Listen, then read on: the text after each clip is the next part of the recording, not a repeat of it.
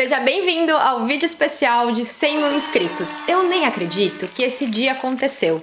E aí, já que ele aconteceu, depois eu pedi muito para vocês se inscreverem no canal, eu pensei, nós precisamos ter um vídeo especial.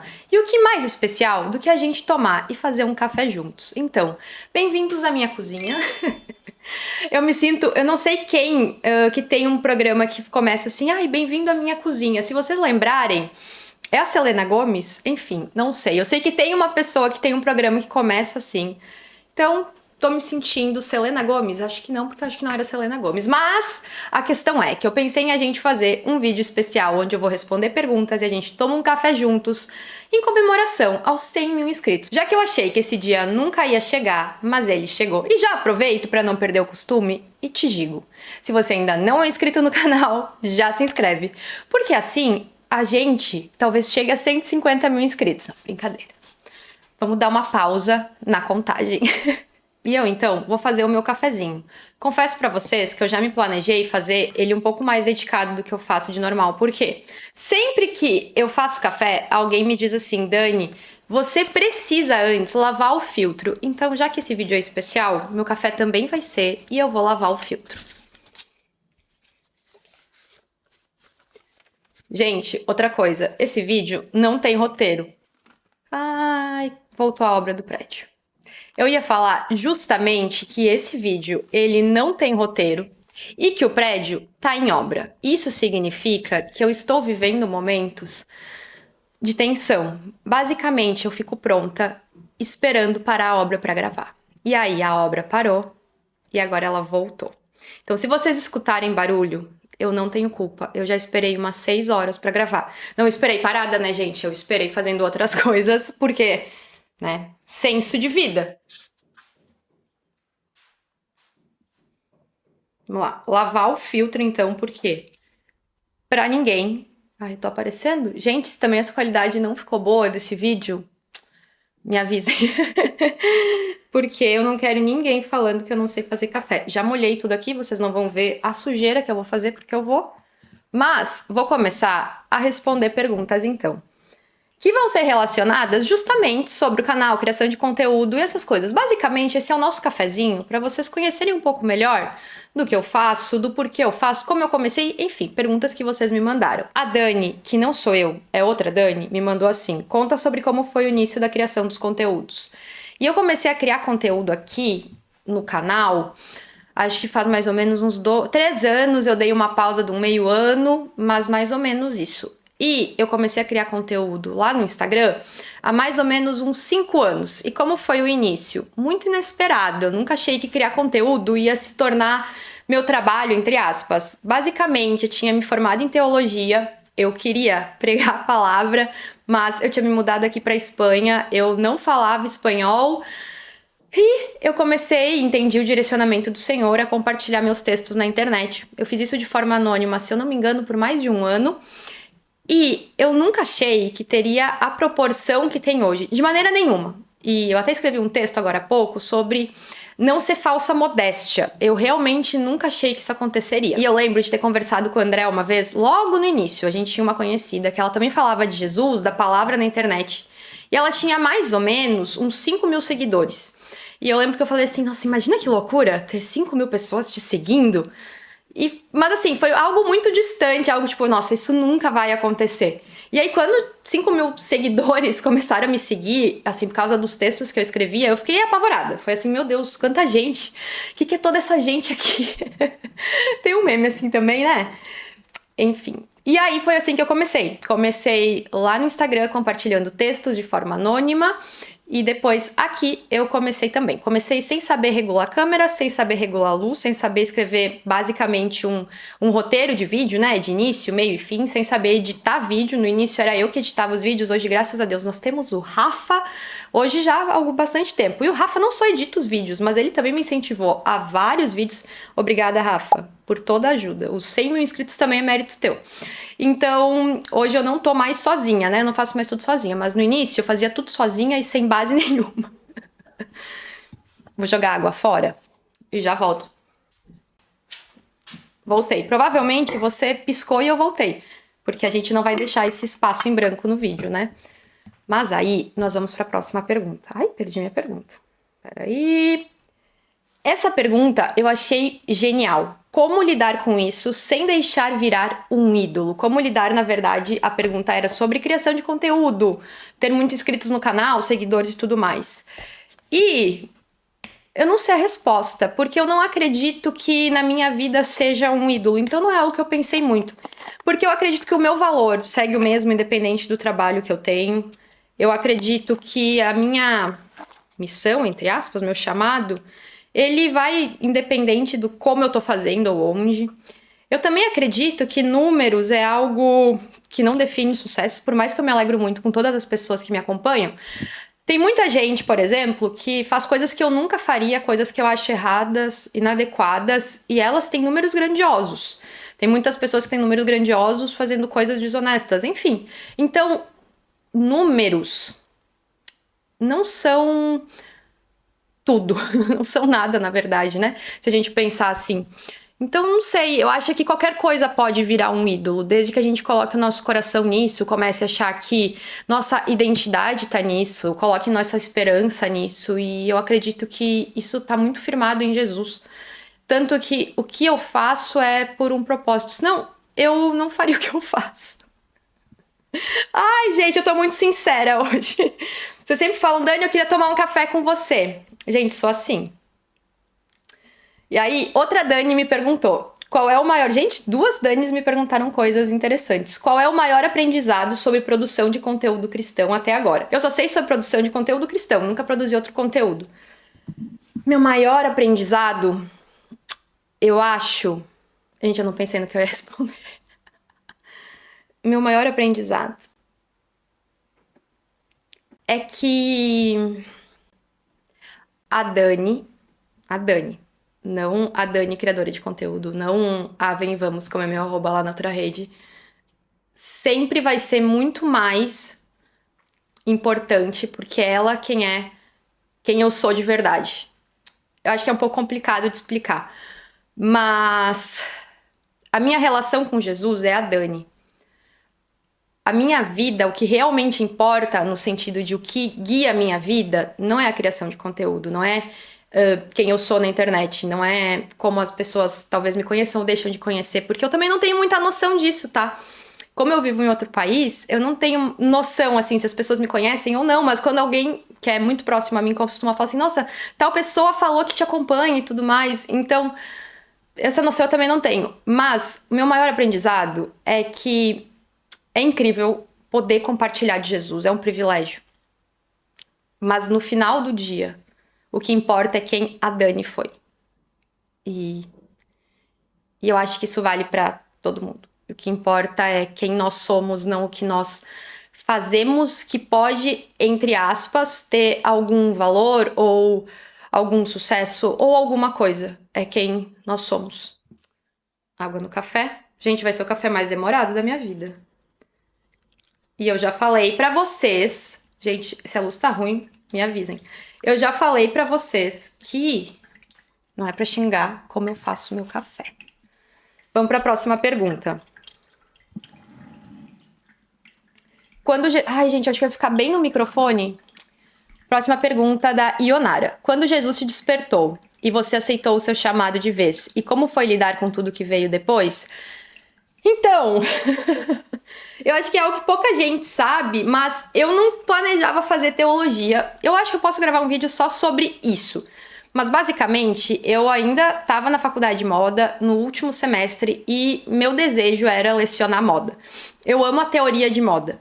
E no último semestre, assim, acho que faltavam uns 4 meses pra... Não. Faltavam uns 8 meses pra eu me formar, se eu não me engano, mais ou menos isso. No penúltimo semestre, no final do penúltimo semestre. Minha coordenadora do curso falou, Dani, tu vai muito bem e tudo mais, se você quiser, a gente precisa de professora, então você poderia engatar um mestrado e logo depois vir lecionar com nós ou começar a lecionar já como uma professora, tipo, temporária e tal. E era meu sonho. E eu falei, óbvio, e comecei a pesquisar sobre isso e planejar isso. Eu fui para um acampamento cristão nas férias daí de verão e lá eu entendi que Deus estava me chamando para me dedicar integralmente a Ele. E foi um processo muito difícil. Porque a gente vê muitas pessoas que basicamente vão na lógica do eu não dei certo com nada, então eu vou me dedicar à teologia. Ou, e nada tava dando certo, era por então Deus que queria que eu fizesse tal coisa. Não, pra mim tava dando tudo certo. Então foi uma renúncia muito grande. E eu não sabia também o que eu faria com a teologia quando eu fui, né? Eu fui em obediência e eu nunca vou esquecer do dia que eu cheguei no seminário. Eu sentei assim no quarto, que ia ser meu quarto, e eu chorei, acho que por 1 hora. E aí eu terminei de chorar, e eu pensei, agora eu tô aqui, e agora é aqui que eu vou ficar, e eu vou fazer isso da melhor maneira possível. E engraçado que eu terminei também a faculdade de teologia sem saber o que eu ia fazer. Normalmente as pessoas sabem, né? Elas falam assim, eu vou ser pastora, eu vou ser missionária, eu vou fazer alguma coisa. Eu não sabia. Então, o dia da minha formatura, ele foi o mais emocionante da minha vida, porque eu vi como Deus me sustentou, a bondade de Deus, também como valeu a pena ter obedecido, mas também foi um pouco angustiante no sentido de, e agora? Tô com esse diploma aqui, mas o que eu faço?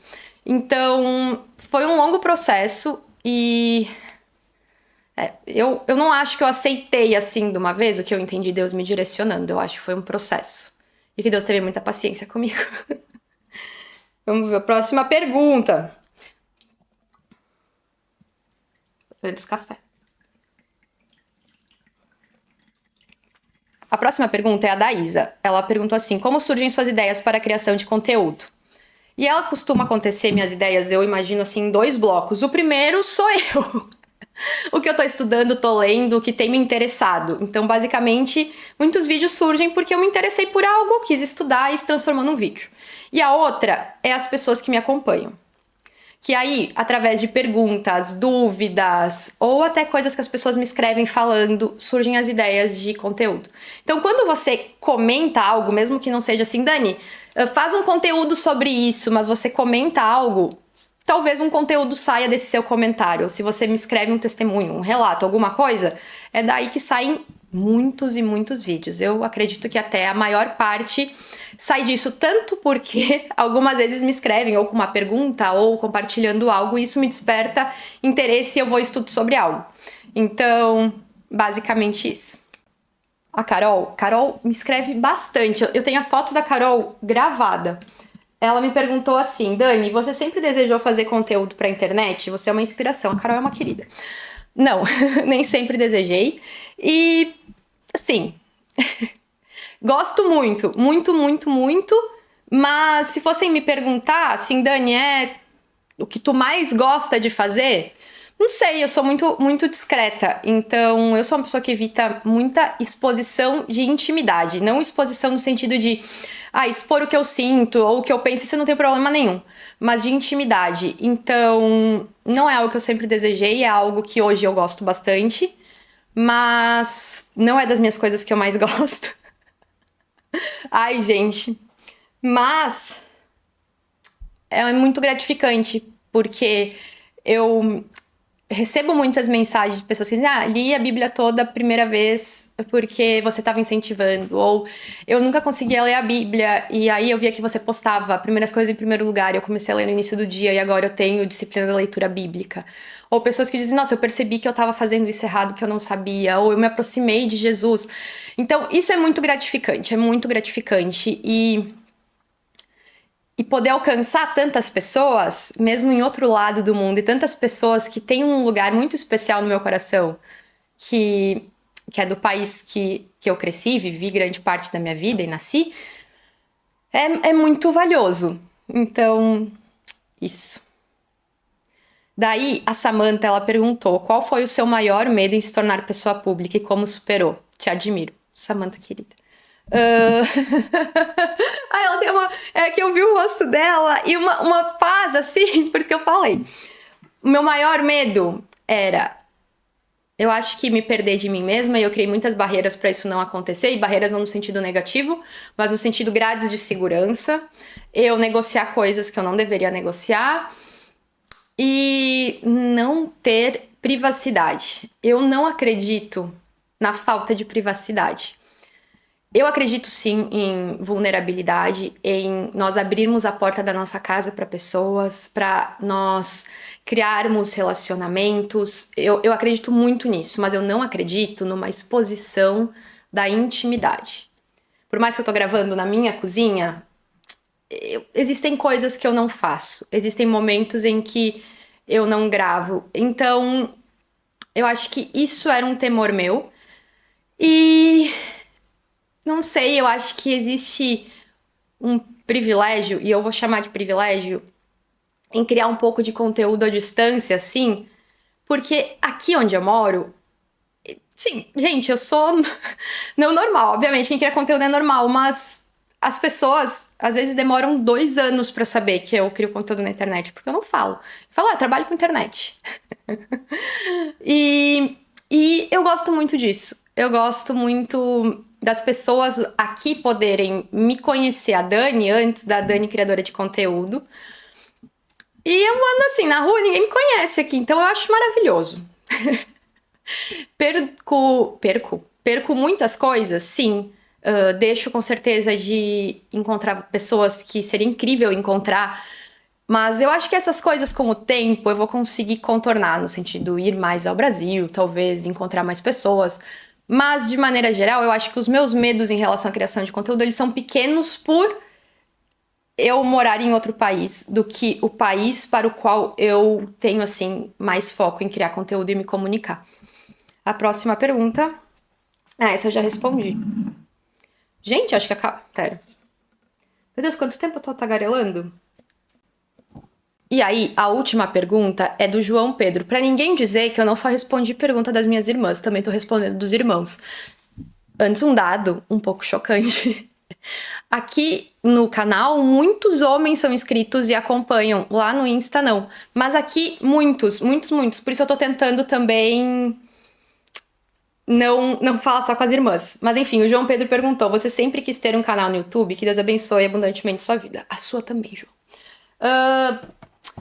No sentido em relação à criação de conteúdo, sim. Antes de eu começar a criar conteúdo na internet, não, nunca pensei. Mas depois, assim, que eu comecei a criar conteúdo, eu comecei a sentir um pouco falta de um espaço para me aprofundar mais, para tratar coisas com mais calma, mais tempo, mais leveza. Então, sim e não. Mas sim, depois que eu comecei a criar mais conteúdo, eu comecei a pensar. E eu gosto muito de criar pro canal. É o lugar, certamente, que eu mais gosto, porque a gente pode desenvolver mais ideias.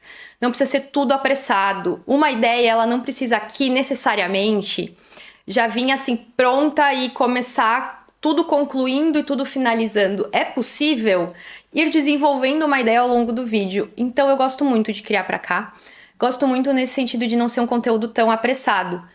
Mas, assim, era algo que eu pensava quando eu comecei a criar conteúdo, mas não antes de começar a criar conteúdo. Vou pegar minha xícara. E vou tirar isso aqui também.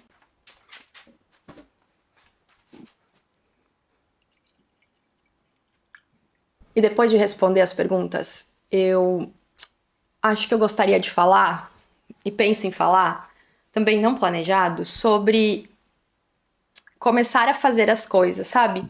Acredito que muitas vezes a gente olha para como uma pessoa tá depois de ela ter caminhado muito tempo e a gente espera que o nosso começo vai ser igual o dessa pessoa, mas essa pessoa já tá caminhando há muito tempo.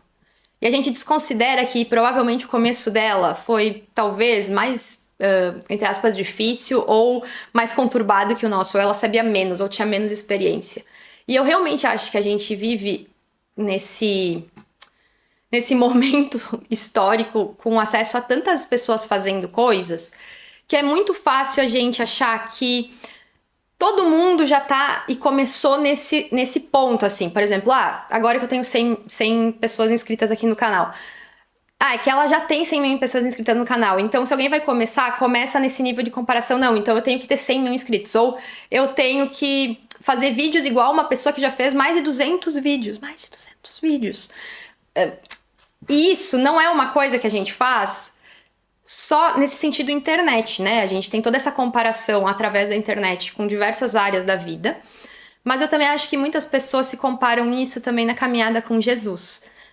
A pessoa entra na igreja, ela conhece Jesus e daí ela olha para aquela outra que tá há 20 anos sentado na igreja e ela pensa assim: nossa, amanhã eu tenho que estar com a vida igual. Eu tenho que ter resolvido tudo, eu tenho que estar igual, fazendo as mesmas coisas, falando da mesma maneira, ter conhecimento igual de Bíblia. E a gente esquece do processo. Eu tenho muito temor em falar sobre isso para que as pessoas não pensem que quando eu falo sobre processo, que a gente não deve ignorar o processo, eu tô falando da gente ser preguiçoso. Tipo assim, não, é que existe o processo, eu vou aí. Não, a gente faz o melhor que pode todos os dias com o que a gente tem.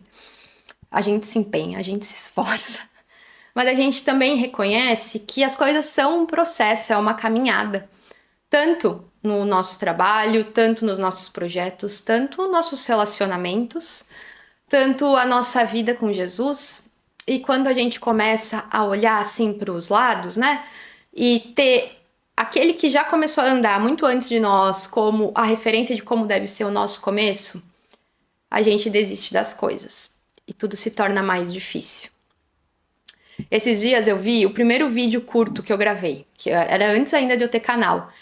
E eu olhei aquele vídeo e, gente, eu não conseguia falar, assim, basicamente. Eu tava travada num nível. E eu devo ter levado 1 hora pra gravar um vídeo de 1 minuto. E eu vi a minha aflição naquele vídeo. Um ângulo horroroso, um som péssimo. Mas foi o primeiro vídeo. Foi o primeiro vídeo que eu gravei, aparecendo, né? Porque antes eu gravei um outro só da minha Bíblia. E comigo falando. O começo, ele é meio que um deserto muitas vezes, porque a gente não sabe pra onde caminhar, o que fazer. São muitas dúvidas, sabe? Nesse sentido de, tá, mas e isso faz como? Isso. E se a gente começa, ao invés de andar e ir sanando as nossas dúvidas e ir melhorando no meio do caminho, se comparar e querer já tá no ponto da estrada que outra pessoa que já correu muito tá, a gente se perde e a gente acaba não fazendo nada e a gente acaba desistindo. Então, acho que a mensagem final desse vídeo é que os começos, eles são difíceis. Não significa que depois que a gente começou as coisas não continuem difíceis, muitas vezes elas continuam. Mas que a gente não pode ignorar os processos e a gente não pode ser injusto de esperar começar da mesma maneira que uma pessoa que já começou anos antes. Também outro ponto é que a gente sempre vai ter alguém para se comparar. Outro ponto é que a gente sempre vai ter uma meta nova que a gente pode ter, como eu falei no início do vídeo, 150 mil. Mas que no final do dia o que importa é como Jesus nos vê. No final do dia o que importa é quem nós somos dentro da nossa casa. É nossa relação com o Senhor. Porque de nada adianta ganhar o mundo e perder a nossa alma. É muito fácil a gente se perder. E minha oração é que eu nunca me perca. Mas é muito fácil a gente se perder. E o meu desejo é que, se for para eu me perder, que antes eu perca coisas que eu fiz e que são importantes para mim, mas que elas seriam minha ruína se elas me afastassem do Senhor. Então, eu tô muito feliz de ter 100 mil pessoas aqui, principalmente por eu não fazer vídeos sensacionalistas, por eu não fazer vídeos sobre temas do momento, sobre só coisas assim que massageiam o ego, mas tratar temas duros e mesmo assim pessoas se inscreverem aqui. Então eu tô muito feliz por isso, eu tô muito feliz por cada pessoa que tá aqui. E se eu pudesse dizer uma coisa, seria, ou duas coisas, porque eu tava falando duas coisas, eu vou concluir com duas coisas, obviamente. Seria, não se esqueça de como são os começos e fique se comparando, seja na sua vida ou na sua caminhada de fé, e não permita que coisas boas, ou metas boas, ou alegrias, ou coisas que você pode conquistar, te desviem do caminho, porque aí essas coisas boas se transformam em ruins. Eu espero que vocês tenham gostado do nosso café juntos. Eu gostei muito de gravar esse vídeo. Se vocês gostaram desse formato, me contem. Porque eu, de fato, hoje me senti conversando com as minhas amigas. Então, e amigos. Então, se vocês gostaram desse vídeo, também me contem. Se você ainda não é inscrito no canal, se inscreve. E eu deixo o meu mais profundo e verdadeiro obrigada a todo mundo que se inscreveu, que acompanha, que em algum momento orou por mim. E eu espero que em algum momento na vida a gente possa se encontrar. E se a gente não se encontrar na vida, a gente se encontra para um café no céu.